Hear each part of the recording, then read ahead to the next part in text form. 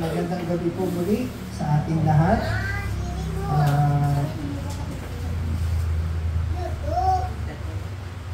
Ngayon po ay magsisimula tayo sa bagong serye ng ating pag-aaralan ngayon. Ngayon po ay tayo ay mag-Bible study. Pag sinabing Bible study, hindi naman to pag-aaral natin ng mas in-depth o malalim. Hindi rin naman malalim na malalim para lang maintindihan natin ang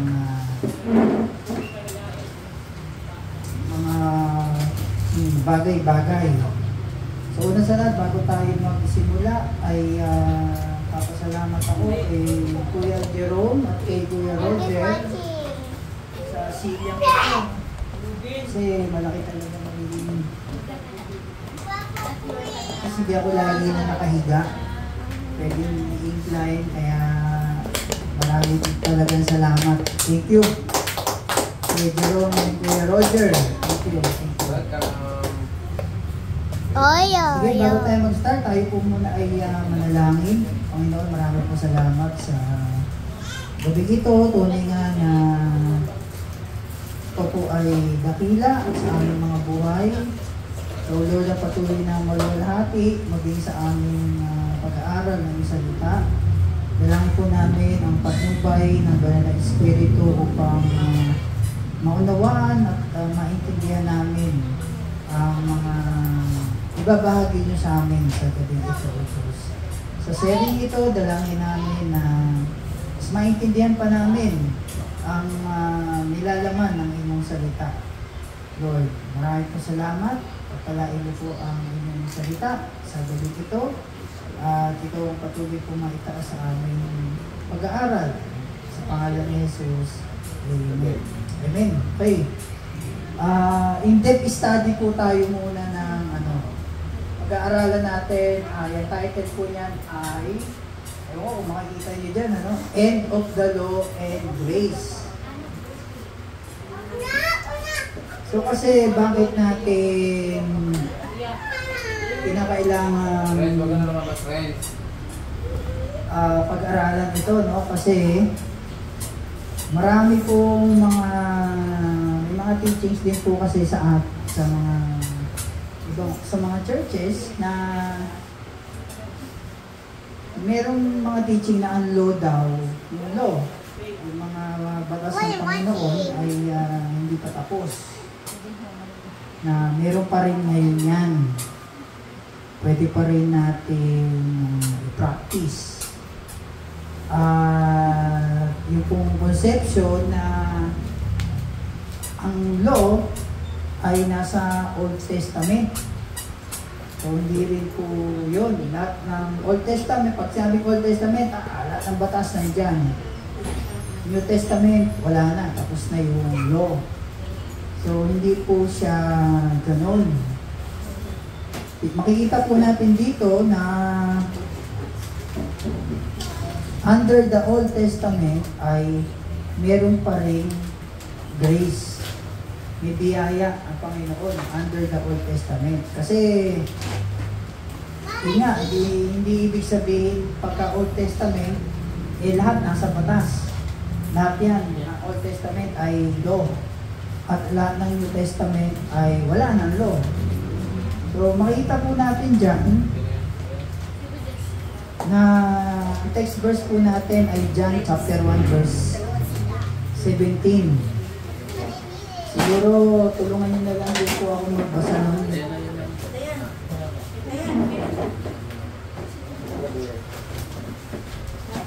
okay, basa na lang.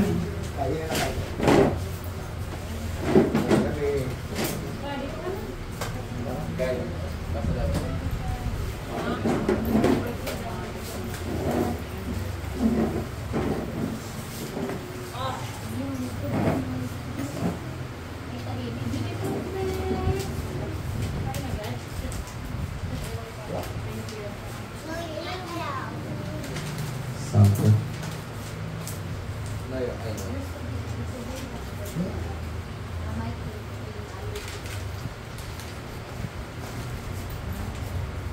O, ako nanonood ko ng sine. Saan dito yung Bible mo?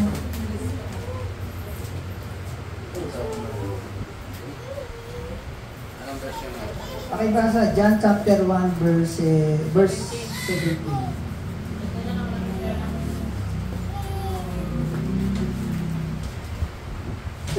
John chapter 1 verse 17.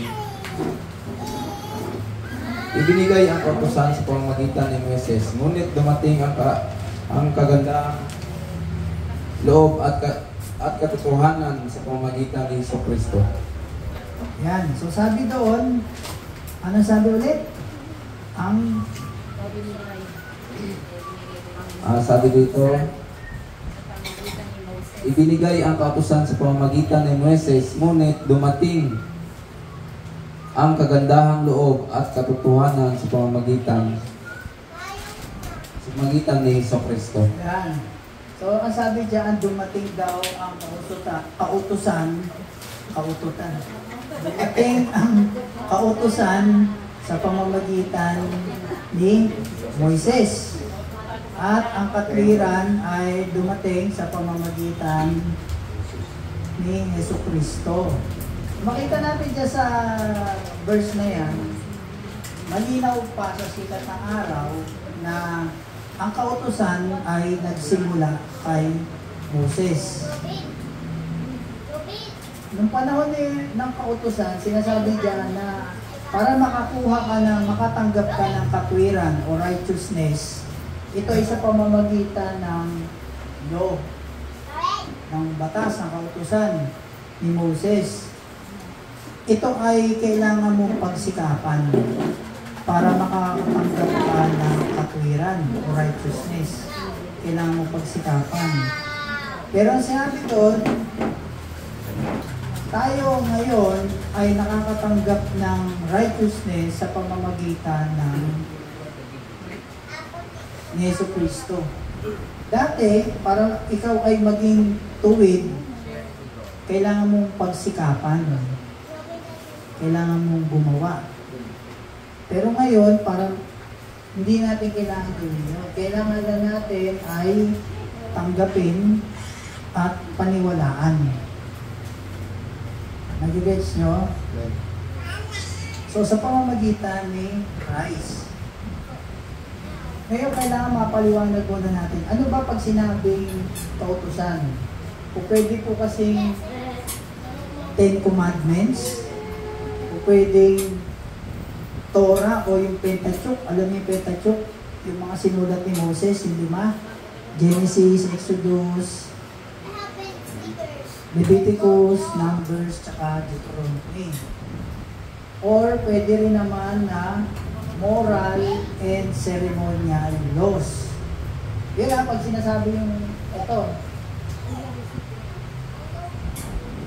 Pero pag isusuma total mo yung tatlong yan, ang ibig sabihin yan in summary ay human performance. Meron kang gagawin para makamit mo yung katimuran. Sabi sa Romans chapter 10 verse 4, sige, tulungan niya lang ako doon sa mga verse na nakasulat dyan.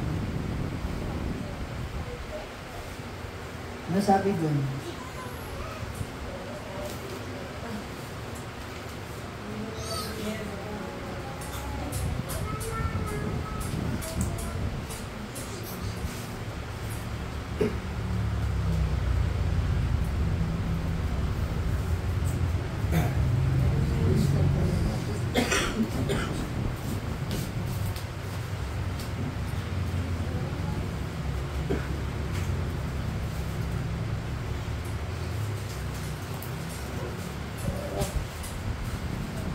Sabi doon, for Christ is the end of the law, for righteousness to everyone that believe.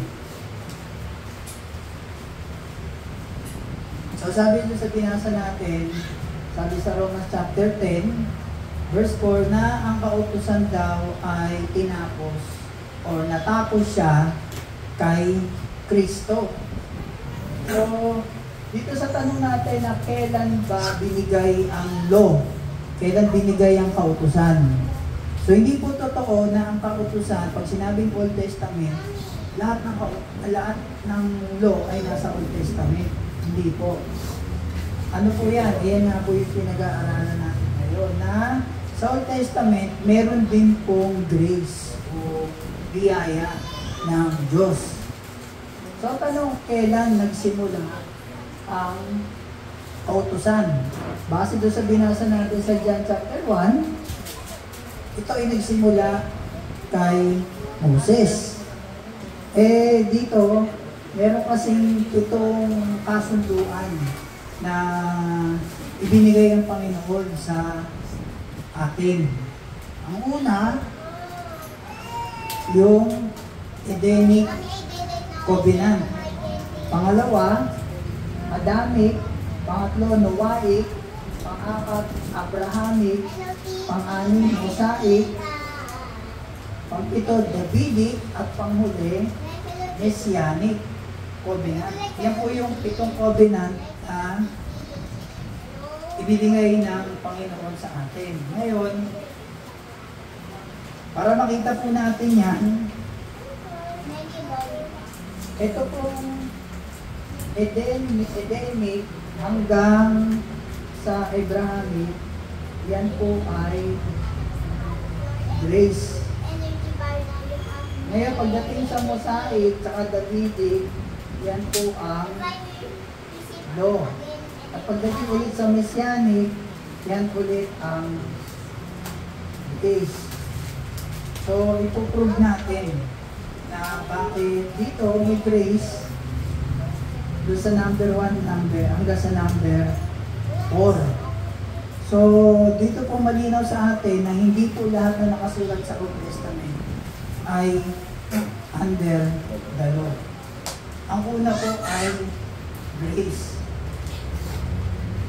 So, una, yung grace on Adam. Ito pong Edenic, ito yung Garden of Eden, hindi pa bumabagsak ang tao. Sa Adamic, yan na po yung fall. Noahic, ayan yung flood. Abrahamic, yan na yung covenant ng Panginoon. So kung titingnan natin, grace on Adam, pakibasa yung Genesis chapter 3 verse 9. Ito po yung nagkasala na si Adan at si Eva. Ngayon,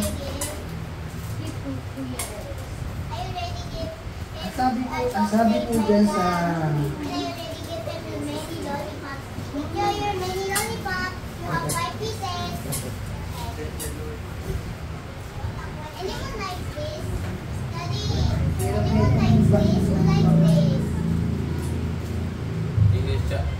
Genesis 3:9. Where? What did you say? oh, Genesis 3:9. Saan niya Evan? Oh, Genesis 3:9. Then the Lord God called to the man and said to him, Where are you? Ako po happy with your old candy. Enjoy with your dog. so sinabi, where are you? Yan yung nagkasala na si Adan at Eva. Ngayon, yung bang where are you, yung ba ay grace? Oo. Kasi, ang Diyos ang humanap kay Abraham. Ay, kay Adan. Kasi, pwede namang gawin ng Diyos na nakasala si Adan at Eva.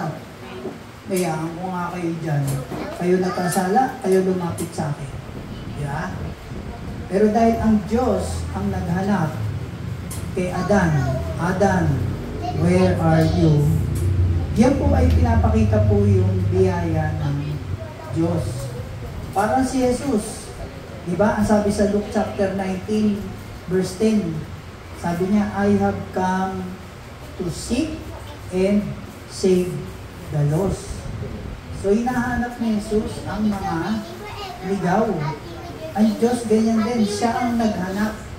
Hindi si Adan ang naghanap sa Diyos, kundi ang Diyos ang naghanap kay Adan.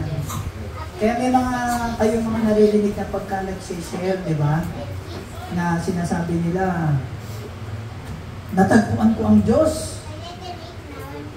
Binago niya buhay ko kasi natagpuan ko siya. Ang question doon, ang Diyos ba nawawala para ikaw matagpuan mo? Baliktad. Ikaw ang nawawala at ikaw ang natagpuan ng Diyos. Diba? So ang tama talagang lengguwahe ay natagpuan ako ng Diyos. Kasi tayo yung naligaw. Bawat isa sa atin ay tayo ay naligaw. Diba? Kaya tayo nandito, nag-aaral tayo ng salita ng Diyos kasi natagpuan niya tayo. Okay. Ano pa yung ano dyan? Ano pa yung sinasabi dyan? Na sa Genesis 3:15, yan din po ay grace din. Sige, pakitingin. Genesis 3:15. Oh, 3:15. Genesis 3:15. Kayo ng babae aking pag-aawayin, kung binhi niya ay lagi kong paglalabanin. Ang binhi niya ang dudurog sa iyong ulo at sa sakong niya ikaw ang tutuklaw. Yan, grace ng Lord yan. Kasi nung nangyari po yun, yan na po yung prophecy ng Panginoon tungkol kay Jesus Christ. Bakit naging grace yan? Kasi diba, meron ng plano ang God sa redemption ng tao. Doon pa lang, itong verse na to. Yun na yung plan ng God na i-redeem ang tao. Although yung pinag-aaralan nga natin ng Sunday, na bagamat yun nga, yung kinagat ng ahas, yung talampakan ng yung sakong ng tao, nangyari yan sa cross, di ba? Although si Jesus, nasugatan siya, pero hindi nagtagal yung sugat niya, gumaling ulit. At namatay siya, hindi siya nanatiling namatay, nabuhay siya ulit. Kaya nung nabuhay ulit si Jesus, doon tinapakan yung ulo ng ahas. Doon nangyari yun. Kasi di ba, pagka pinutol mo yung buhay pa yan. Putulin yung kalahati ng katawan, buhay pa. Pero pagka pinapakan mo ang ahas niyan, yung ulo, deads na. Wala na, di ba? Parang yung ipis kahit pagpapaluin mo sa katawan, di ka agad namamatay. Pero pag pinapakan mo yung ulo, Paano mamatay ng ipis? Paano mamatay ng ipis? patay pagka ulo mo ang kanira, di ba? So makita natin na yung biyaya ng Panginoon ay diyan pa lang makikita na natin. Pangatlo, yung Genesis chapter 3 verses 21 to 24. Diyan din natin makikita yung biyaya ng Diyos. Ano yun? Ito yung ginawan ng damit, dahon na damit, si Adan tsaka si Eva. Diba? Yung ba masasabi niyo bang grace ng Lord yun? Nagkasala na sila nun. Pero ano ginawa ng Panginoon? Ginawan pa sila ng damit. Ngayon, ano yung mga kasunod na verse nun? Diba kinaalis sila? Grace din ng Lord yun. Bakit? Kasi nasa isip natin, kaya pinalaya si Eva at si Adan sa Garden of Eden dahil sa kasalanan nila. Hindi po yun. Kasi kung babasahin nyo yung 22, pinaalis sila ng Lord kasi para maiwasan nila na hindi kainin yung fruit of life. Nilagyan nyo ng espada. Kasi ang nasa isip natin, kaya sila pinalayas kasi nagkasala sila. Pero ang mensahe niya, kaya sila pinalayas, pinaalis, para protektahan ang tree of life. Bakit? Kasi, pag nakain nila yan, ang tao ay unsavable at unredeemable na. Kasi habang buhay ka. Hindi ka mamamatay. Wala nang pag-asa para ma-redeem ka. Kasi habang buhay ka, buhay. Kaya sinasabi sa Romans, di ba? Na for the wages of sin is death. Kaya kailangan mamatay ng tao. Dahil para maranasan niya yung biyaya ng Diyos. So, yun na. Napatunayan natin, no? Ngayon, grace on Noah. Si Noah, binigyan din ng grace ng Panginoon. Kung babasahin natin Genesis chapter 8, verse 8. 6, verse 8.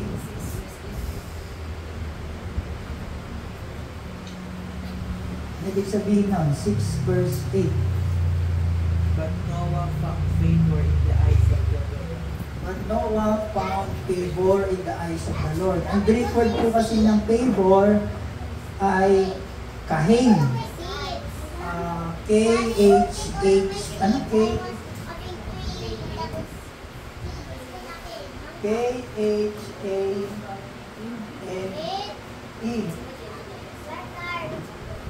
Sa ibang translation, sa King James, tsaka sa New King James, mababasa niyo yan, Noah found grace in the eye of the Lord. So, ang ibig sabihin ng favor, ito po ay grace.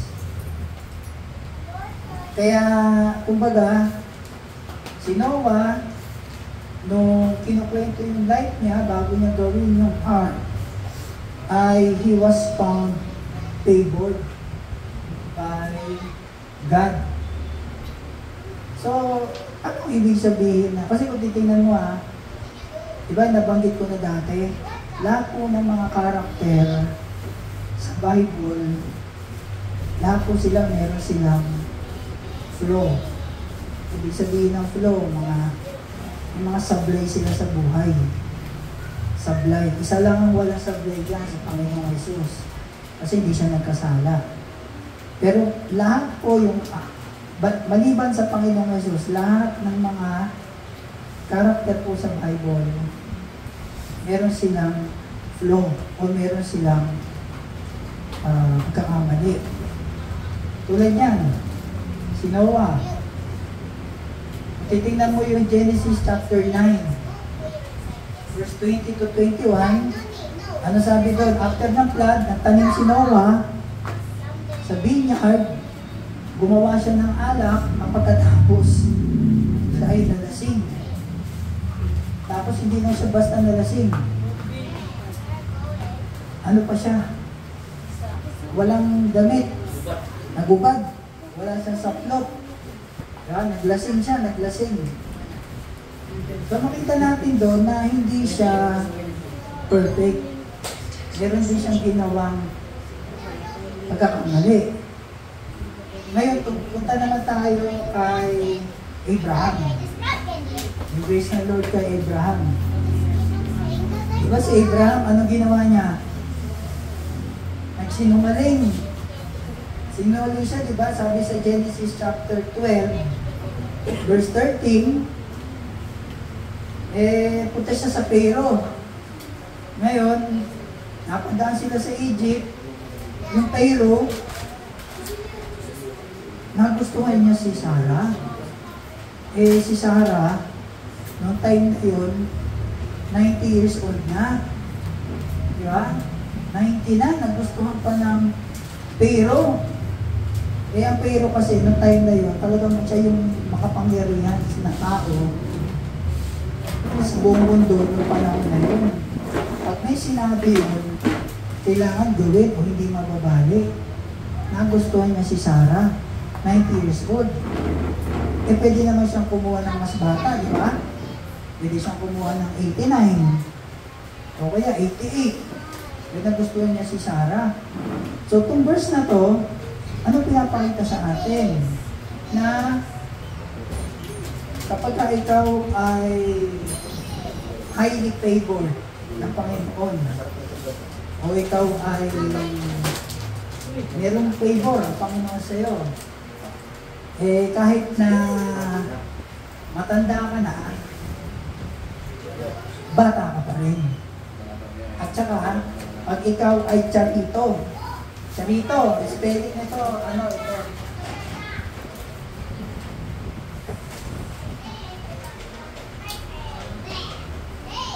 Ang ibig sabihin ng charito sa Greek, highly favored.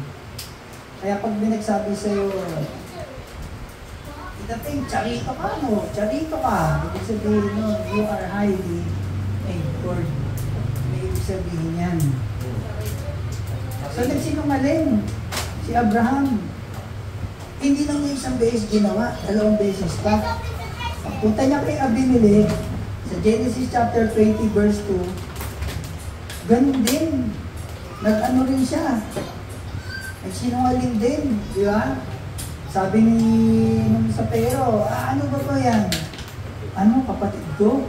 Kasi nga, natatakot si Abraham baka siya patayin, pero kapatid ko, pwede ba akin na? O sige, sa'yo na. Ngayon, pagdating sa 20, si Abimelech, ganun din. 90 years old. No, may asim pa, 90. May asim. May asim pa. Tinanong ulit si Abraham ni Abimelech, ano mo yan? Sister ko? Pwede ba akin na lang? Kunin mo na. Binigay din, no? Sinungaling 2 beses. Tapos, nung tatabihan na ni Pero, si Sarah, nagpakita ang Diyos sa kanya. Sabi ni Lord sa kanya, patay ka. Pag tinabihan ko yan, pag ginawa mo yan. Sabi ni Pero, hindi ko alam. Sabi ng Lord, kaya nga, ngayon alam mo na. Di ba? O ngayon, binalik niya si Sarah kay Abraham, binalik ni Pero, binigyan pa siya ng kayamanan, ng mga ari-arian. Kaya lumabas si Abraham, saka si Sarah, sa ito, pumipito-pito pa. I am charito. Diba? Charito. Favor ng God. Ngayon, pagdating kay Abimelech, ganun din. Magtatabihan na, patay ka. Pag ginawa mo yan. Sagot ni Abimelech, hindi ko alam, Lord. Kaya nga, ngayon alam mo na. Kung ginawa rin niya, sinuli rin ni Abimelech. Binigyan din na napakaraming kayamanan.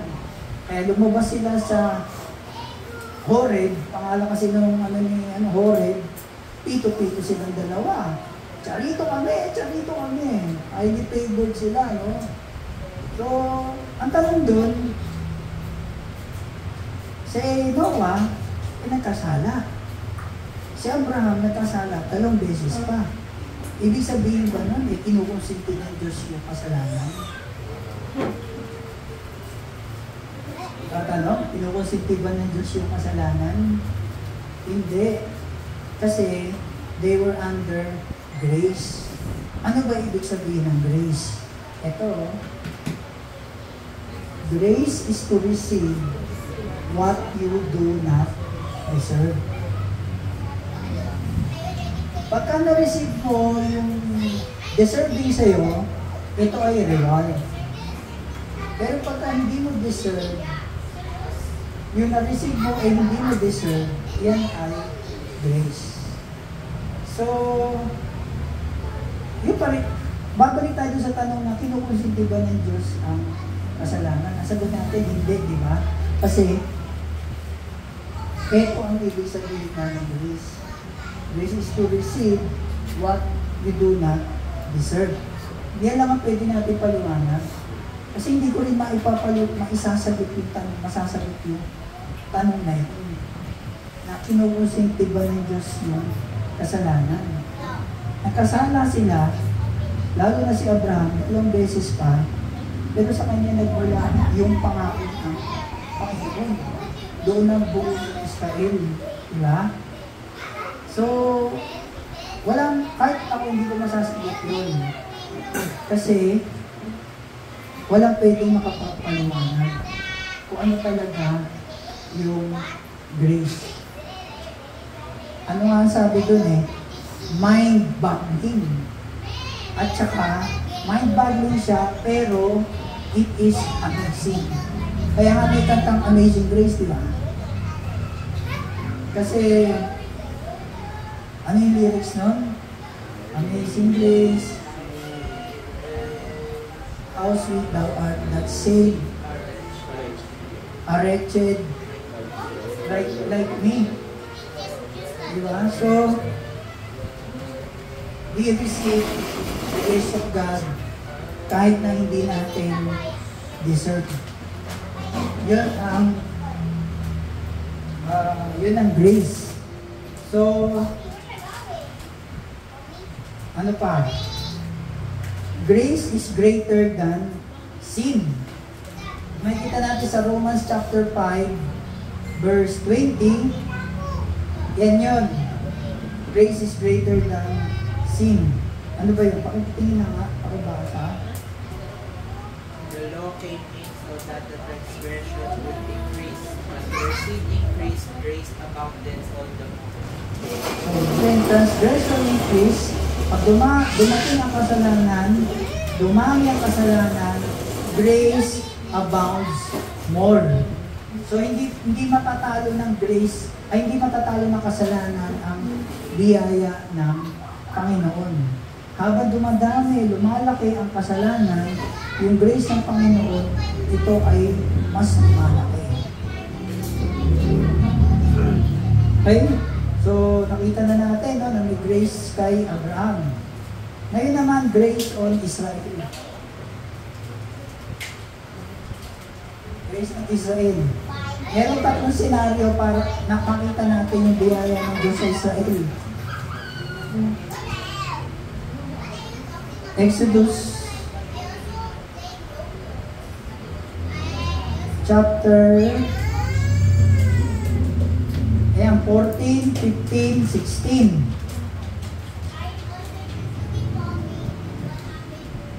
Pero bago yan, tingnan natin yung Exodus chapter 3.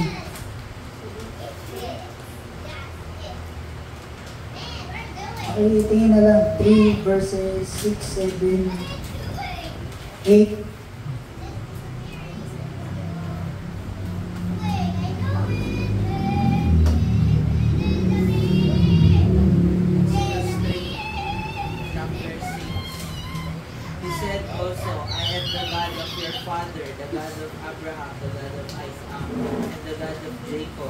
Then Moses hid his face, for he was afraid to look at God.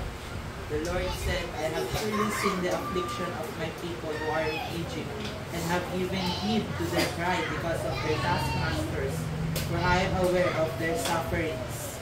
So I have come down to deliver them from the power of the Egyptians, and to bring them up from that land to a good and spacious land, to a land flowing with milk and honey, to the place of the Canaanite, and the Hittite, and the Amorite, and the Perizzite, and the Hivite, and the Jebusite.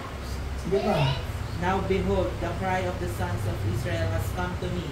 Furthermore, I have seen the oppression with which the Egyptians are oppressing them. Okay. So makita natin doon na bakit, kung babasahin mo kasi yan hanggang sa baba pa, una, sinabi ng Lord kay Moses, I am the God of Abraham, Isaac, and Jacob. Pagdating dun sa baba ng verse niyan, sabi ng Lord, sabihin mo sa mga Israelita that I am the God of Abraham, Isaac, and Jacob. Pag binaba mo pa yung verse, binasa niyo pa yung verse doon, yung elders na ng Israel. Sabi ng Lord, sabihin mo dyan sa elders ng Israel, I am the God of Abraham, Isaac, and Jacob. Ngayon ang tanong, bakit paulit-ulit sinasabi ng Lord, I am the God of Abraham, Isaac, and Jacob? Bakit na 3 beses yan sinasabi kay Moses? Nasabihin mo sa iyo, sinasabi ko sa iyo, sa mga Israelita, sinasabi ko, at saka sa mga leaders nila. Sinasabi ko, okay.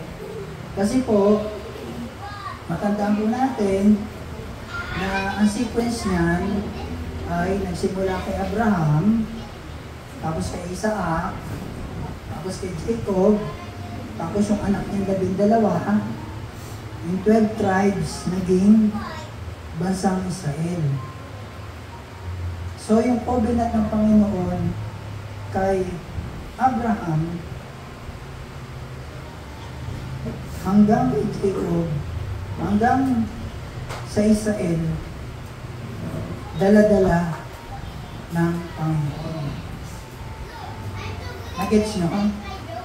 Ang ibig sabihin nun tawag doon extended grace. Halimbawa, mayroong isang tao na mabait sa'yo. Kasi, kaya mabait sa'yo itong taong to, kasi yung tatay niya, o yung lolo niya, naging mabait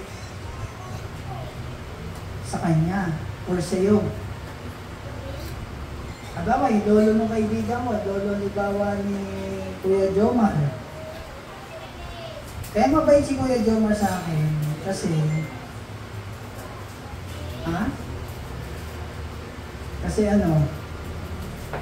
kasi yung lolo niya, o yung tatay niya, naging mabait sa akin. So siya, ganun din. Yun ang tinatawag na extended grace. So ganun din ang Lord sa Israel. Meron siyang covenant sa kay Abraham. Kaya dala-dala yun hanggang sa mga Israelita. Kaya kung titingnan natin dito, sa Exodus 14, 15, 16, ay makita natin dyan kung paano naranasan ng mga Israelita yung biyaya ng Diyos. Sige, pakitingin. 14.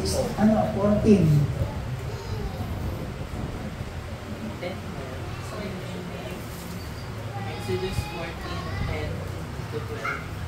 As Pharaoh drew near, the sons of Israel looked, and behold, the Egyptians were marching after them, and they became very frightened.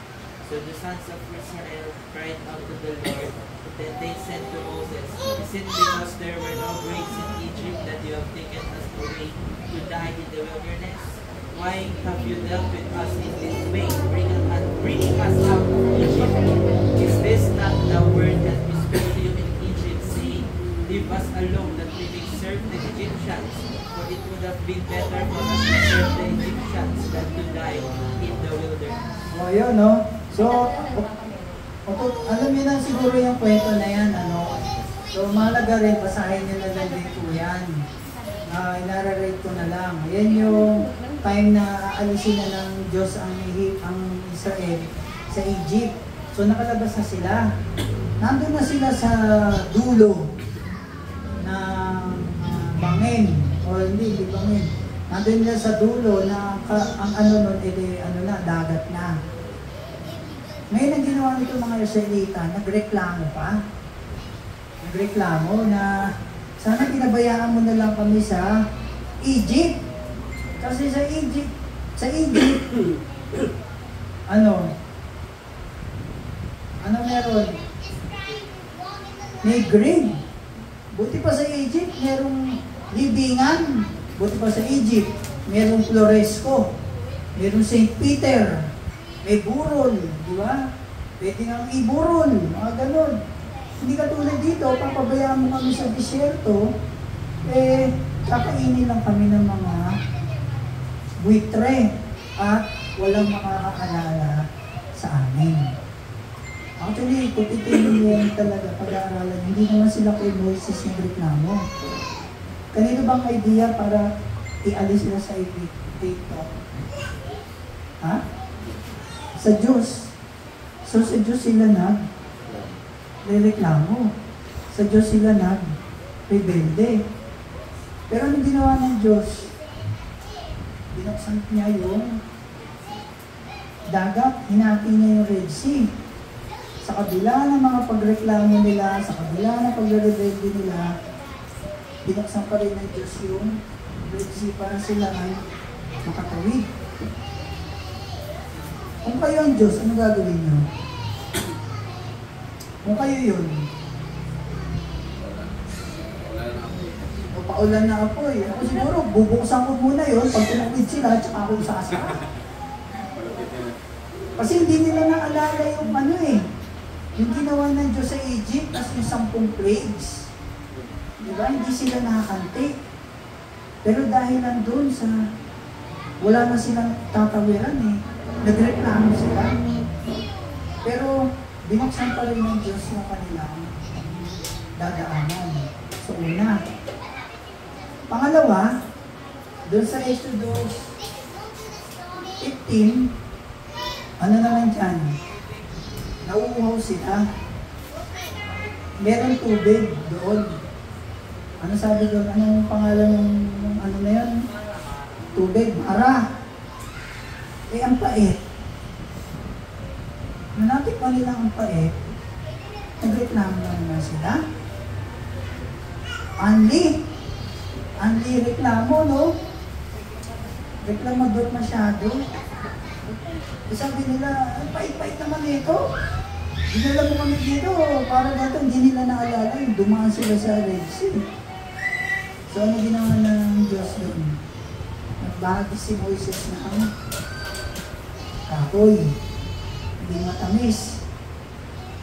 Inom nila na inom, di ba? O, dalawa na yon.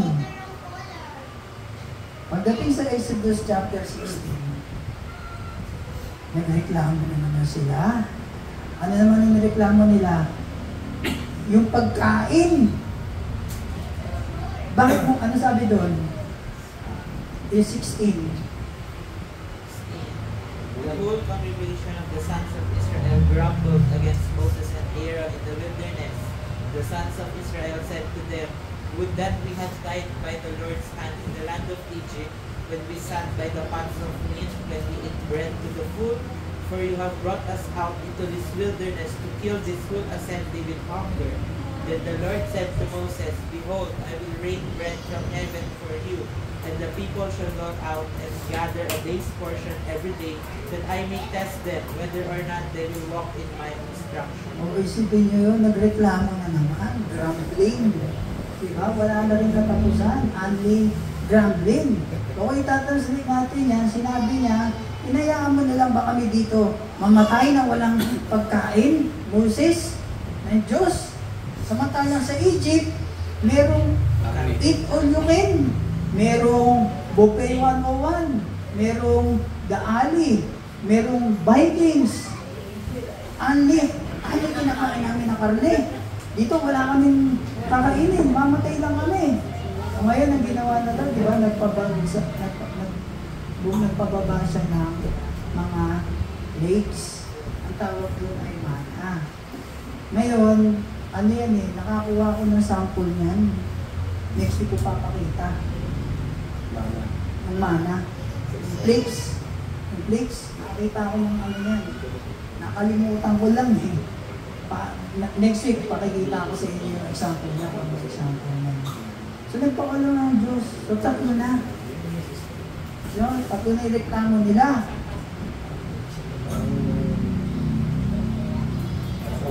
Doon natin makikita yung grace ng God. Doon sa una, kung kayo yung Diyos, ano gagawin? Siguro, ilulog nyo yun. Pangalawa, kung kayo yung Diyos, ano gagawin nyo? Kaya ako siguro, lalasunin ko yun. Inom.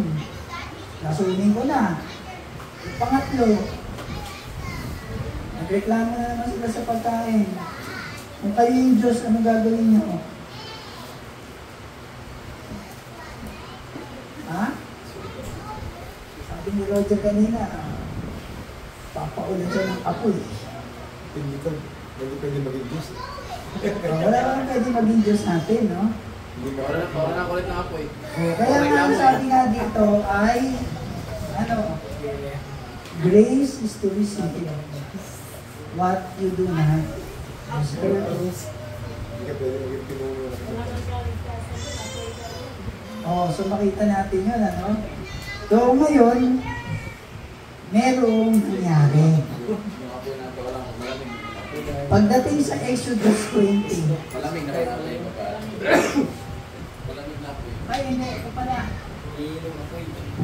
pagdating sa Numbers 21, may nangyari. O, basahin ito. Sabi dito, mula sa bundok ng Hor, patuloy ang mga Israelita patungong dagat na pula, upang iwasan ng Edom. Subalit nainip sila sa pasikot-sikot na paglalakbay. Nagreklamo sila sa Diyos at kay Moises, inilabas mo ba kami sa Ehipto upang mamatay lamang sa ilang na ito? Wala kaming makain ni mainom. Suyang-suya na kami sa walang kwintang pagkain ito. Dahil dito, pinadalhan sila ni Yahweh ng mga makamandag na ahas at maraming Israelita ang tuklaw ng mga ito at namatay. Yun. O, ito na, may comparison. Sa Numbers 21, mga kapatid, yung law, binigay na. Diba? Kailan binigay ang law? Sa Exodus chapter 20. Doon binigay yung batas, yung kautusan. Noong Exodus 14, 15, 16, ito pa yung covenant nila kay Abraham. Kaya di ba sabi ng Lord si Moses, I am the God of Abraham, Isaac, Jacob. Sa Israel, ganun din. Sa mga leaders, ganun din. Bakit? Kasi pinapakita ng Lord kay Moses, hindi ito dahil sa iyo. Dahil ito sa aking kasunduan kay Abraham. So nasa Abrahamic covenant pa. Pero pagdating sa Numbers 21, ito na yung Mosaic law kasi binigay na yung batas. Kailan? Exodus chapter 20. So makikita nyo yung pinagkaiba. Parehas na reklamo, pero iba naging resulta. Sa Exodus 14, 15, 16, wala namatay. Pero sa Exodus, sa Numbers 21, many died. Nakita niyo yun? Wala namatay, may namatay. Kasi, nandun na yung law. Dumating na po yung batas. So, yung Exodus 14, 15, 16, under grace to ng Diyos. Yung Numbers 21, ito ay under na ng kautusan. Ngayon, hindi po pwede kasing pagsabayin yun.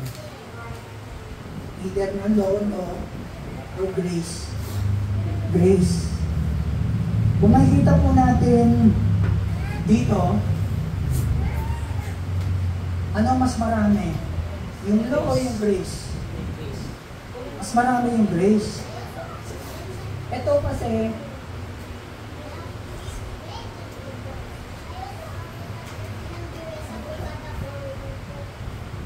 forties ng grace ng Lord, yung 1 to 4. Ito 7, full grace. Pero kahit nasabihin natin 4 days to, grace pa rin yun. Kasi, wala nga namatay eh. Diba? Pagdating ng 21 ng Numbers, may namatay. Kaya, nawala na yung grace ng Lord. Ito ay under na ng law. So tayo, we are under grace. Oh. Wala na to. Kasi saan to nagtapos?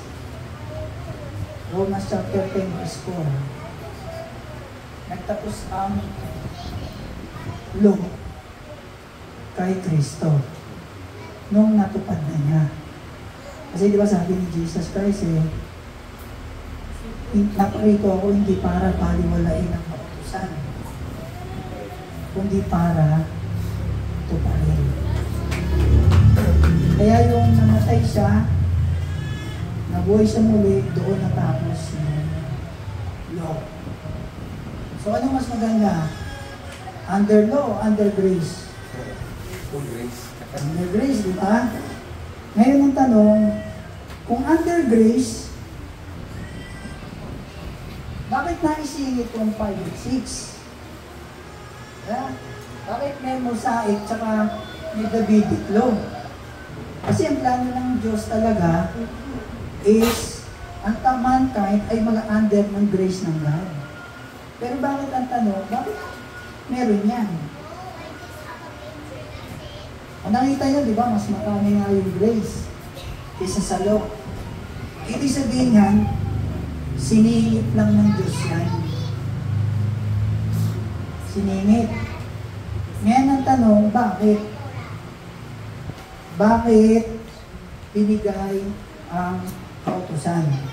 Matigas ang ulo. Daan yung sagot. Judgment. Tawag. Oh, apa? Hindi na makita eh. Hindi pa kami nakakapag-isip eh. Oh. May oras pa tayo eh. Oh. Tagalog English. Hindi. Mag-lit yan ha. Kailan? Next week. Next week. Next week. Bambi. Masawan. Next week natin di-discuss yan. Masawan. Tumapakan mo sana ako. Kasi di ba, Pero magaling yung sumagot ng next week. Galing, galing. kasi di ba, kumbaga, kung ang plano ng Diyos talaga sa mankind ay grace, bakit meron yan? Bakit meron? Titos kasi ulo naman. Stafford. Stafford. Ito, anong pag-aaral ko? Ito, masyadong malalim to na pag-aaral. Pag ito nasagot nyo, may tutuloy kayong isa sa mga pinakamagaling na tao sa mundo. Alam nyo ba na ang 14, 15, 16 ay bago ang 20? Alam niyo yan. Di ako bibiro, alam niyo, di ba? Tama?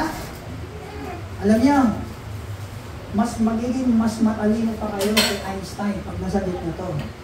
Alam niyo ba na ang bago sa 20 ay 19?